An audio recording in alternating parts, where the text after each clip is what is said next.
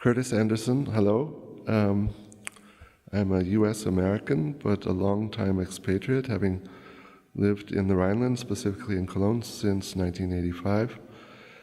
The 30-year phase of my work as an artist has been very rewarding, being based in Europe and showing in very diverse venues. These places have influence over the decisions I make and lead me out of the white cube. Here in St. Moritz, I happen to occupy a white cube, but the environment has had a strong influence on the decisions I've made here.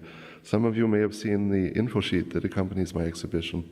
It shows a computer representation of a non-existent work taken from the series, from which I have now realized 4 pieces.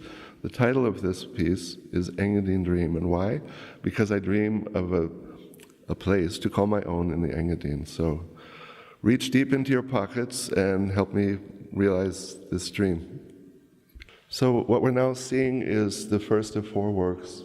It has the title Out Of. It's a reference to the English expression, bat out of hell. We're watching movements of bats taken by scientists, and I've framed this in a shooting target, in the center of which is a Chinese Taoist symbol explaining how to get out of hell. So out of, bat out of hell. And what's framing this, the surface we see is sewn silk, 7 panels, and the composition is based on the so-called black paintings of Ed Reinhardt. This first picture is nearest to his intensity and sort of almost monotone use of color, whereas the following 3 have more contrast and also very different senses of time. So we're now seeing the second work, but the name of which is Orbit. Here we have an entirely different sense of time, seeing each of the 164 macro photographs of collages for only 1/25 of a second, which means that the film is repeating itself after just a bit less than 7 seconds. The images are taken from collages which I manufactured between 1992 and 1995. They have 3 physical layers and 3 sets of information. The paper on which they're mounted were 85 etchings from France depicting landscapes and man-made features in the landscape. I've overpainted this with a kind of batik technique, which I developed as a student in the 70s. So you have basically black sheets with very subtle and very expressionistic windows. And the third physical layer are heliograph prints of anatomical parts. These were realized by this very complex photosensitive manufacturing process resulting in etching plates. And these were manufactured not only as they were, but also mirror reversed, allowing me to build up extreme symmetry. The macro photographs which I show here have no symmetry whatsoever. They're just details. So I allude with the title Orbit to the idea that they will somehow be in orbit of something, but it remains a mystery.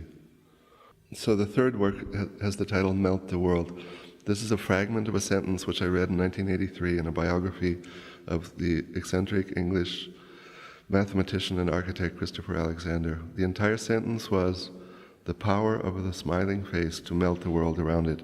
And this is an aesthetic experience which Alexander finds not only in the faces of his common humans, but also in certain pieces of architecture, certain rugs, works of art.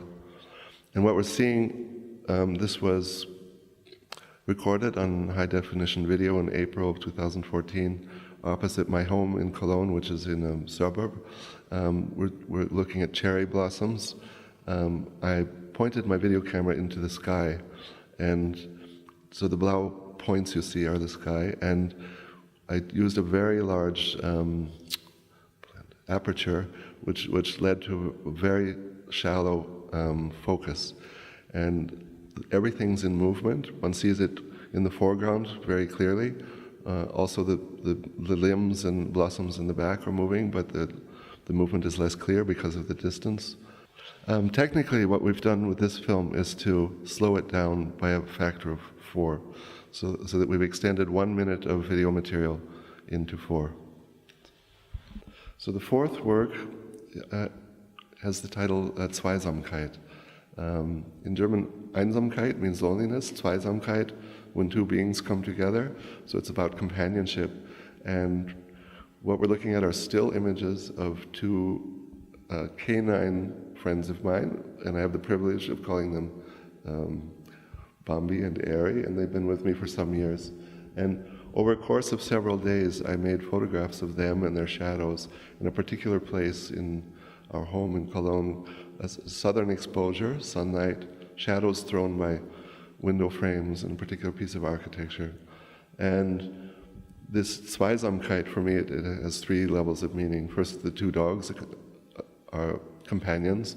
They're my companions, and they're always accompanied by their own shadows. So it's a kind of a reference to the surrealists. And the tempo of the images are 4 seconds.